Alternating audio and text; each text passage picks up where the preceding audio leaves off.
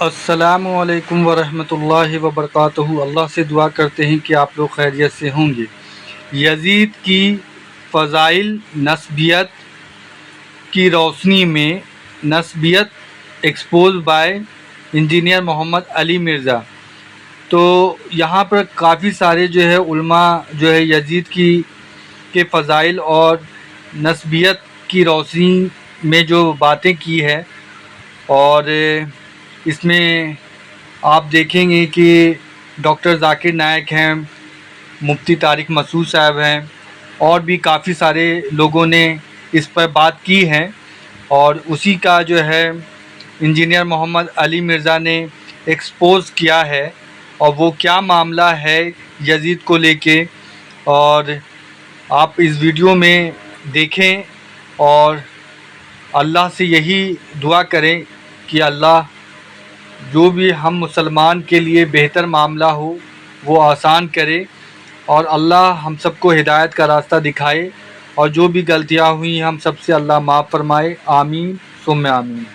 عید اللہ جو ابن زیاد تھا بدبخت، اس نے حضرت حسین کو یہ کہا کہ بغیر کسی شرط کے حضرت حسین کو گرفتار کر کے لاؤ اور میرے ہاتھ پر بیعت کراؤ۔ یہ رسول اللہ صلی اللہ علیہ وسلم کے نواسے کی توہین تھی کہ آپ صلی اللہ علیہ وسلم کے نواسے ہیں اور ان کے ساتھ ایسے معاملہ کیا جائے جیسے کہ عام شخص کے ساتھ معاملہ کرتے ہیں، گرفتار کر کے معاذ اللہ گسیٹ کے لاؤ اور میرے ہاتھ پر بیعت پر کیا کرو، ان کو مجبور کرو۔ حضرت حسین رضی اللہ تعالیٰ عنہ کا کربلا کے میدان میں موقف یہ تھا کہ میں اگر بیعت ہوں گا تو ڈائریکٹ یزید کے ہاتھ پہ بیعت ہوں گا جو مسلمانوں کا خلیفہ ہے، ابن زیاد کے ہاتھ پر بیعت نہیں ہوں گا۔ یہ نہیں آکھنا یزید کی بیعت کرنے والوں پر لعنات، کیوں؟ یزید کی بیعت صحابہ بھی کی تھی، اہل بیت بھی کی تھی۔ واقعہ کربلا میں یزید نے حضرت حسین کو شہید کروایا تھا۔ میرا بھائی بات یہ ہے کہ اقتدار تو یزید کا تھا نا، حکومت اسی کی تھی، گو اس نے نہیں کہا کہ شہید کرو۔ یہ ساری زیادتی جو ہے وہ ابن زیاد اور شمر دل جوشن کی ہے۔ یہ تین شرطیں حضرت حسین رضی اللہ تعالیٰ عنہ نے پیش۔ ظاہر بات ہے تیسری شرط ایسی شرط تھی جو مان لی گئی کہ مجھے یزید کے پاس لے چل۔ جو مارنے والے تھے، جو قتل کرنے والے تھے، جو خیمے لوٹنے والے تھے، جو آگ جلانے والے تھے، وہ سارے بچ گئے، اور الزام سارے کا سارا وقت کے حکمران کے سر پہ ڈال دیا اس نے کی۔ اگر یزید برا تھا تو صحابہ نے اس شرابی زانی بدکار کی بیعت کیوں کی؟ سنی مسلمان ذرا غور کریں اس بات پر، اتنی بڑی تعداد میں صحابہ بیعت کریں۔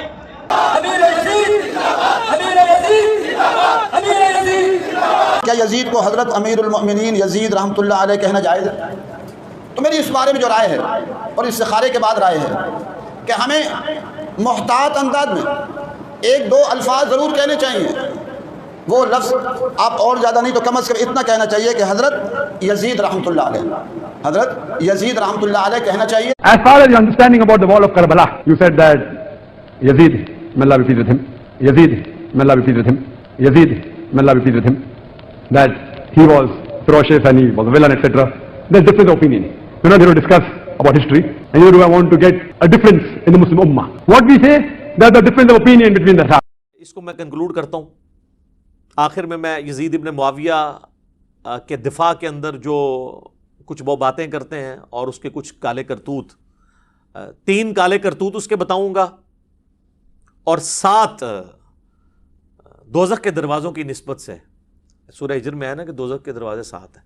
7 جھوٹے دفاع جو بڑے بڑے کیے جاتے ہیں نا یزید کے بارے میں، وہ میں مختصراً کور کروں گا، اگرچہ میں پہلے کر چکا ہوں۔ اچھا میں یہاں پہ آپ کو ضمناً بتا دوں، کربلا کو آپ نے سمجھنا ہے تو 20 گھنٹے کم از کم چاہیے، یا آپ ڈائریکٹ اس پمفلٹ کو آپ پڑھ لیں۔ میری 3 نشستیں ضرور دیکھیں، مجلس نمبر 28، مجلس نمبر 63 اور مجلس نمبر 80، یہ 3 مجالس آپ دیکھ لیں۔ اور چوتھا ایک لیکچر ہے جس میں 100 کوسچنز ہیں، علی الاحسن نقوی نے مجھ سے 1 to 1 کیے ہیں، 157 A اور B۔ تو یہ آپ کو سارے معاملات انشاءاللہ تعالیٰ کلیئر ہو جائیں گے۔ اور یہ نہ سمجھیے گا یہ کوئی آج کا موضوع ہے، یہ شروع سے ہمارے ائمہ ڈسکس کرتے رہے ہیں۔ المصنف ابن ابی شیبہ میں باقاعدہ آخری چیپٹر ہے جنگ جمل صفین و نہروان کے اوپر، الگ سے چیپٹرز موجود ہیں۔ یہ کہتے ہیں نا سلف کا فہم دکھائیں کہ اس کو موضوع بنایا ہو۔ بھائی امام ابن ابی شیبہ جو بخاری مسلم کے استاد ہیں، اور مسلم میں 1500 حدیثیں ابن ابی شیبہ سے لی ہیں امام مسلم نے، انہوں نے چیپٹر باندھے ہیں جنگ جمل صفین اور نہروان کے اوپر، اور وہ چیپٹر ہم نے اپنی ویب سائٹ کے اوپر اپلوڈ کیا ہوا ہے۔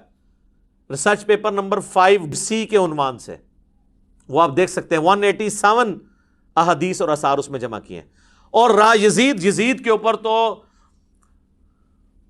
چند بڑے محدثین میں سے محدث جن کی ابن تیمیہ بھی تعریف کرتے ہیں، اگر ابن تیمیہ کسی کو سنی مان رہا ہے تو اب سنیت کا سرٹیفکیٹ تو اور کسی سے لینے کی ضرورت نہیں ہے، اور امام مان رہا ہے ان کو، ابن کثیر بھی، امام زہبی بھی، وہ ہیں امام ابن جوزی المتوفا 597 ہجری۔ یہ شیخ عبد القادر جیلانی المتوفا 561 ہجری کے شاگرد بھی ہیں ابن جوزی، اور یہ فوت ہوئے 597 میں۔ انہوں نے کتاب لکھی ہے الرد علی المتعصب العنید المانع من ذم یزید۔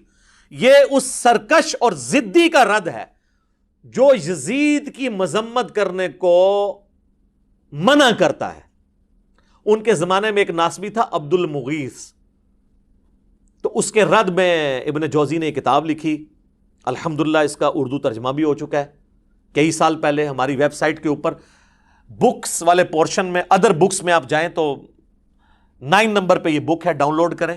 160 پیجز ہیں، اردو میں ترجمہ ہوا ہے، دیوبندیوں نے کیا ہے، شاہ نفیس اکیڈمی سے شائع ہوا ہے، اور وہ شاہ نفیس رحمہ اللہ تعالیٰ بڑے حسینی منہج کے تھے، جن کی ہم نے منقبت بھی ابو بکر عمر عثمان علی کی شان میں پڑھوائی تھی۔ انہوں نے اس کا ترجمہ کروایا تھا، PDF آپ کو مل جائے گا، 160 صفحے ہیں، اس میں سے پہلے 80 صفحے تمہیدن ہیں، یزید کو پورے کا پورا انہوں نے احادیث کی کتابوں میں ننگا کیا ہے، اور اگلے جو 80 صفحے ہیں وہ کتاب کا ترجمہ ہے، اور یقین کریں وہ آپ پڑھیں، انہوں نے کوئی لحاظ نہیں کیا ابن جوزی نے، حتیٰ کہ انہوں نے حضرت معاویہ رضی اللہ تعالی عنہ کے پیچھے جو یزید کو چھپایا جاتا تھا، انہوں نے اس کے اوپر بھی اپنا قلم نہیں روکا، اور انہوں نے بڑے سخت باتیں کی ہیں جو میں یہاں کرنے کی ضرورت نہیں سمجھتا۔ وہ لوگ کہتے تھے نا جی ان کے بارے میں ہادی اور مادی والی روایت ہے، حالانکہ وہ روایت ہی فٹ نہیں بیٹھتی، میرا یوٹیوب پہ کلپ بھی دیکھ لیں کہ حضرت معاویہ ہادی اور مادی تھے۔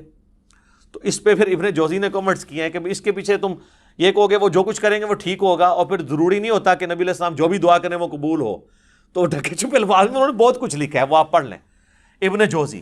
اور اس کتاب کی تعریف ابن تیمیہ نے بھی کی ہے، ابن کثیر نے بھی کی ہے کہ یہ یزیدیوں کے رد میں، ناصبیوں کے رد میں یہ کتاب بڑی زبردست ہے، تو آپ اس کو ڈاؤن لوڈ کر سکتے ہیں۔ ہارڈ کاپی اس کی آپ کو نہیں ملے گی کیونکہ انہوں نے چھاپنا بند کر دی ہے، ظاہر ہے اس طرح یعنی یہ عام کتابیں بکنے والی نہیں ہے، تو ہماری ویڈیوز کی برکت سے اب عام ہو رہا ہے۔ ویسے سافٹ کاپی آپ ڈاؤن لوڈ کریں، اور ہمارا ریسرچ پیپر تو اس سے بہت اوپر ہے اللہ کے فضل سے، کیونکہ یہ تو پوری ڈاکٹرن کو کور کرتا ہے۔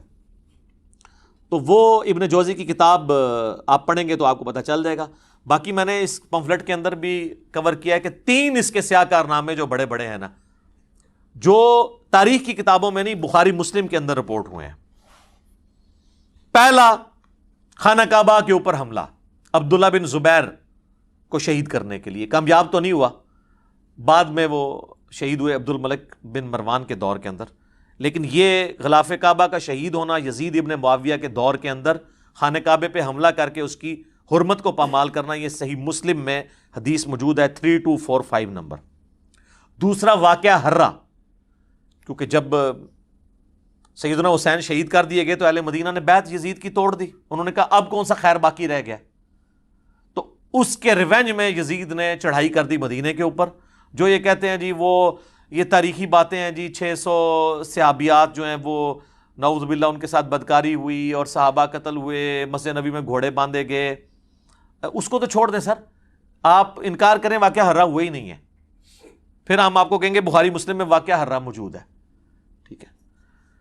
بخاری میں یہ حدیث 2601 2959 4024 4906، مسلم 3339 3319 3323 سے جو ہے ٹیٹرا 3 تک، جس میں یعنی اہل مدینہ سے ریلیٹڈ احادیث بھی موجود ہیں کہ جو اہل مدینہ کو ڈرائے گا دھمکائے گا اس پہ اللہ کی لعنت، اللہ کے فرشتوں کی لعنت، تمام لعنت کرنے والوں کی لعنت، جو مدینے میں بدعت جاری کرے گا اس پہ اللہ کی لعنت، اللہ کے فرشتوں کی لعنت، تمام لعنت کرنے والوں کی لعنت، اللہ تعالیٰ نہ اس کو کوئی فرض قبول کرے گا قیامت والے دن، نہ کوئی نفل قبول کرے گا۔ واقعہ ہرہ کا ذکر موجود ہے، یزید نے قتل عام کیا، اور یہ واقعہ ہرہ اتنا سینسٹیو واقعہ ہے کہ اس کے اوپر پردہ ڈالا نہیں جا سکتا. کہتے ہیں سلف کا فہم یہی وہ واقعہ ہے جس کی وجہ سے امام احمد بن حنبل نے یزید کے اوپر بڑے سخت کامنٹس کیے تھے، کیونکہ اس میں تو کئی صحابہ شہید ہوئے ہیں. وہی ابن جوزی کی کتاب کے اندر پوری سند کے ساتھ امام ابن جوزی نے الرد علی المتعصب العنید المانع من ذم یزید میں احمد بن حنبل کا قول نقل کیا، اور شیخ زبیر زئی رحمہ اللہ تعالیٰ نے اسی کتاب سے حوالہ لیا ہے. بلکہ میری ویڈیو میں انہوں نے 1 to 1 مجھے پڑھ کے بھی بتایا تھا، اس وقت صرف عربی میں کتاب تھی. ابن جوزی نے اس کتاب میں نقل کیا ہے کہ امام اہل سنت احمد بن حنبل المتوفی 241 ہجری نے اپنے شاگرد سے فرمایا، ابن یحییٰ کو، جب اس نے یزید ابن معاویہ کے بارے میں پوچھا تو احمد بن حنبل کہنے لگے یزید وہی ہے جس نے مدینے والوں کے ساتھ وہ کرتوت کیے جو اس نے کیے. میں نے پوچھا اس نے کیا کیا؟ فرمایا اس نے مدینے کو لوٹا. میں نے پوچھا کیا ہم یزید سے کوئی حدیث لے سکتے ہیں؟ فرمایا یزید سے حدیث مت بیان کرو، اور کسی کے لیے جائز نہیں کہ وہ یزید سے کوئی ایک حدیث بھی بیان کرے. میں نے پوچھا جب یزید نے یہ سب حرکتیں کی تھی تو اس کا ساتھ کس نے دیا تھا؟ تو انہوں نے فرمایا اہل شام نے. یہ کہتے ہیں جی کوفی تھے، حضرت حسین کو شہید کرنے والے. بھئی وہ کوفہ کے اگر الفاظ بخاری میں آتے ہیں کہ عبداللہ بن عمر نے کہا کہ جب ان سے مکھی اور مچھر کا مسئلہ پوچھا گیا، انہوں نے کہا تم لوگ یہ بات کرتے ہو، تم نے تو حسین ابن علی کو شہید کر دیا جن کے بارے میں نے نبی علیہ السلام سے خود سنا تھا کہ حسن و حسین دنیا میں میرے 2 پھول ہیں. بخاری میں حدیث ہے. وہ کہتے ہیں وہ کوفیوں کو انہوں نے کہا. سر ظاہر ہے کہ کوفی انڈر کس کے تھے؟ آج اگر کوئی کہتا ہے پنجاب پولیس تو گورنمنٹ آف پاکستان کے انڈر ہے نا. یہ تو نہیں کہا جائے گا کہ پنجاب پولیس کا پرائم منسٹر سے کوئی تعلق نہیں ہے.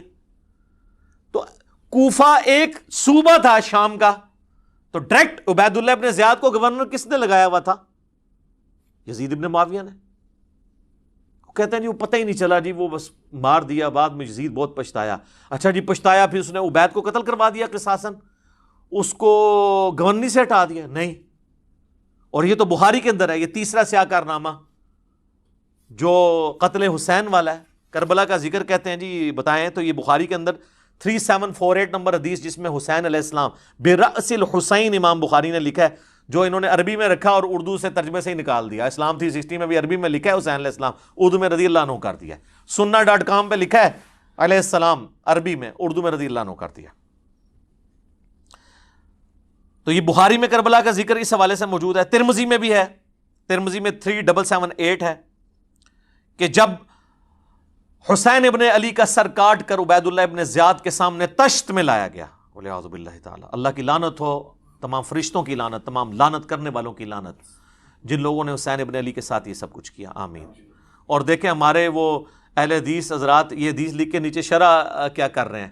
اس حدیث کے الفاظ سنیں کیا ہیں کہ جی جب سر کاٹ کے رکھا گیا تو وہ چھڑی سے قریدنے لگا، تو انس ابن مالک وہاں تھے. انہوں نے کہا جب اس نے حسن میں کوئی بات کی تو انس ابن مالک نے کہا کہ حسین ابن علی سب سے زیادہ نبی علیہ السلام کے ہم شکل تھے. اور اس میں الفاظ ہیں کہ اس وقت حسین کی داڑھی اور سر کے بالوں میں وسما کی بوٹی سے رنگا ہوا تھا، کالے رنگ سے. ظاہر حضور علیہ السلام کی بھی داڑھی وفات تک کالی رہی ہے، تو حضرت حسین کی تو نہیں رہی، وہ رنگتے تھے.